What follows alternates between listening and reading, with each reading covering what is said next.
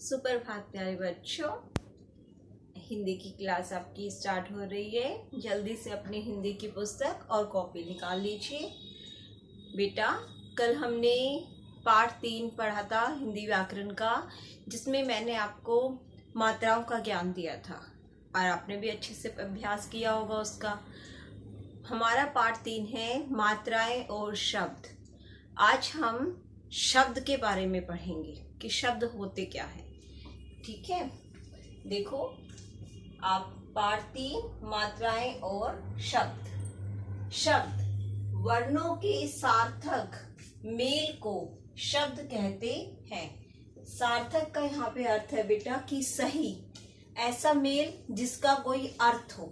ठीक है, वाक्य में प्रयोग के आधार पर शब्द के 2 प्रकार होते हैं। एक होता है सार्थक शब्द, दूसरा होता है निरर्थक शब्द।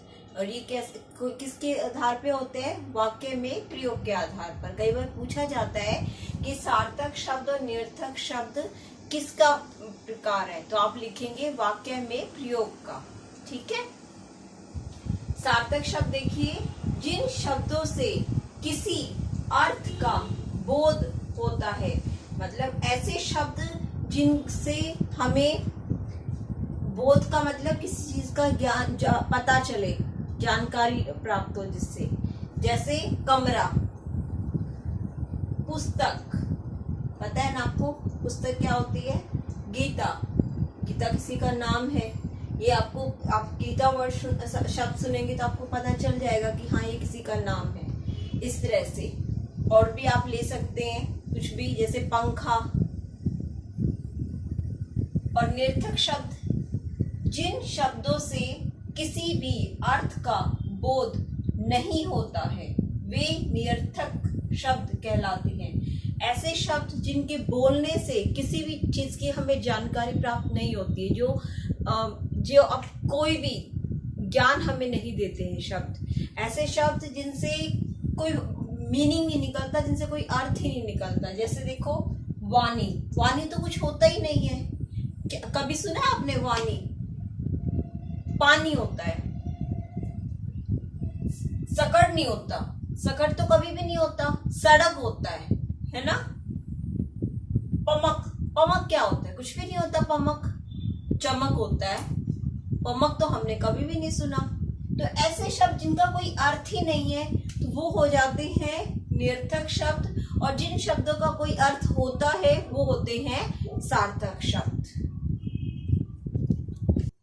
आपने शब्द पढ़ लिया कि शब्द होता क्या है। ठीक है, अब मैं आपको बताने जा रही हूँ कि कैसे वर्ण, जो हमारे वर्ण होते हैं जिसमें स्वर और व्यंजन आते हैं, जिन दोनों के मेल से हमारा कोई शब्द बनता है, वो कैसे बनता है, कैसे हम उसको जोड़कर लिखते हैं। देखो हमारा प्रश्न है, नीचे दिए गए स्वर और व्यंजन के वर्णों को जोड़कर शब्द बनाओ। कि जो स्वर और व्यंजन दे रखे हैं उनके मेल से जो हम शब्द बनाते हैं वो कैसे बनाएंगे। देखिए, आपको मैंने बताया था जब किसी व्यंजन के नीचे हलंत होता है तो वो हमारा पूरा नहीं होता, वो आधा होता है। ठीक है, तो आप इस चीज को यहाँ ध्यान रखेंगे।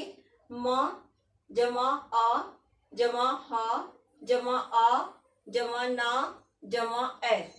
ठीक है, तो देखो मैं में ए जमा किया तो ये बन गया पूरा मैं। अब है में आ है तो है लिखेंगे और उसके आगे आ की मात्रा, कल हमने मात्राएं की थी ना, तो यहाँ पे आ की मात्रा लगाएंगे।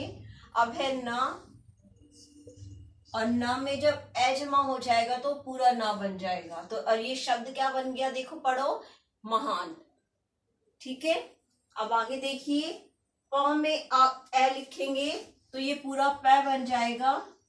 अब का जमा श, आपको पता है ये क्या होता है?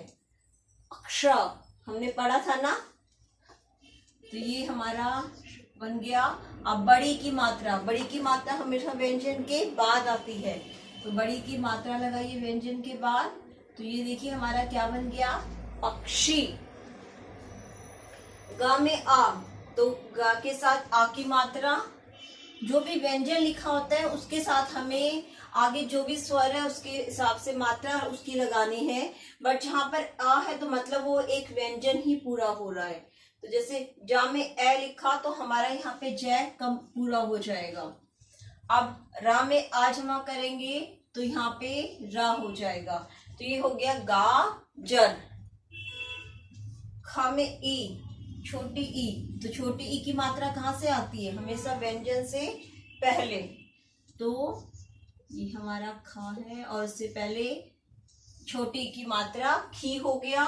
अब ल में आ, तो ल में आ की मात्रा लगाएंगे। उसके बाद डा में बड़ी की मात्रा। बड़ी की मात्रा हमेशा व्यंजन के बाद आती है।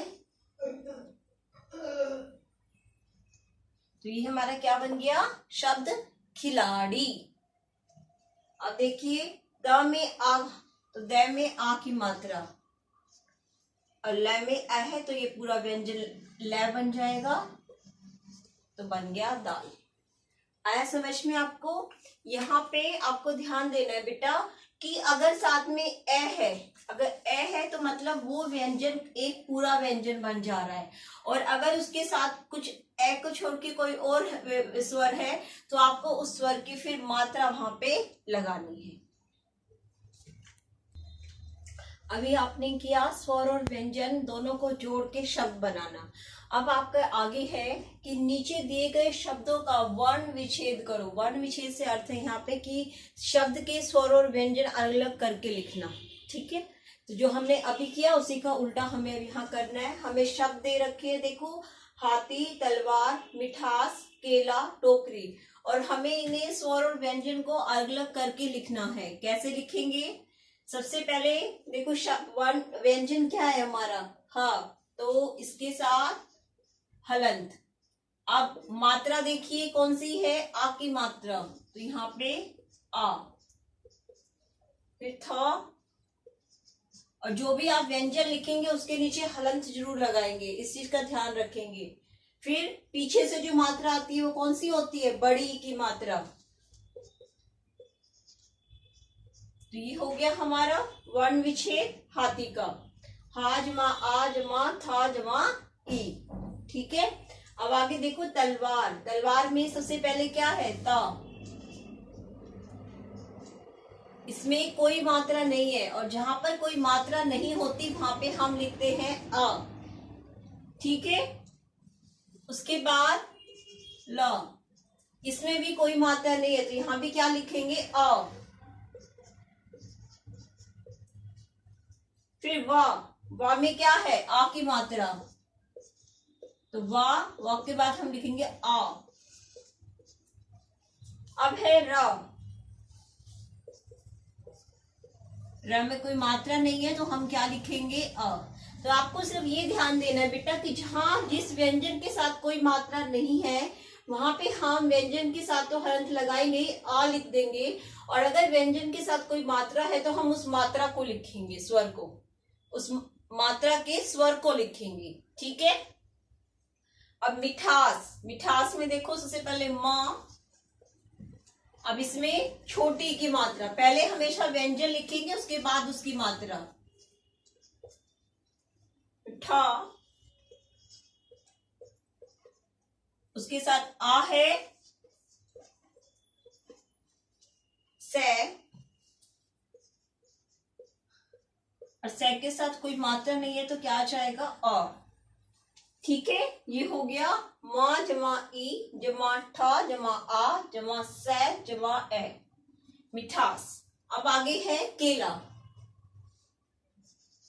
का एक मात्रा है तो एक ही मात्रा, ला, उसके साथ आ की मात्रा है तो हम यहाँ पे आ स्वर लिख देंगे। ठीक है, अब है टोकरी। ट एक है तो ये ओ की मात्रा है।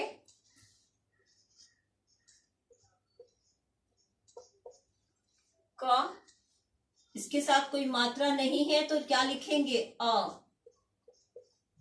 अब रा, और मात्रा पीछे से लगी हुई है तो बड़ी की मात्रा। ठीक है, तो आज आप ये तो अपनी कॉपी में लिखेंगे। इसके साथ आप अपनी पसंद से कोई भी 5 शब्द लिखिए, कोई भी 5 शब्द जो आपका दिल करे, 5 शब्द लिखेंगे और उन 5 शब्दों का आप मुझे वर्ण विच्छेद करके दिखाएंगे। ठीक है, तो आप दोनों वीडियो में मैंने आपको शब्द के अर्थ, सार्थक शब्द, निर्थक शब्द के बारे में बताया। फिर शब्दों को कैसे हम स्वर और व्यंजन के शब्दों को एक करके लिखते हैं वर्णों के व्यंजन से, कैसे आपने स्वर और व्यंजन के मेल से शब्द को बनाना है वो भी आपने सीखा। और फिर शब्द को कैसे आपको वर्ण विच्छेद करके लिखना है व्यंजन और स्वर के साथ, ये भी आपने सीखा। ठीक है, तो इसका अभ्यास कीजिएगा।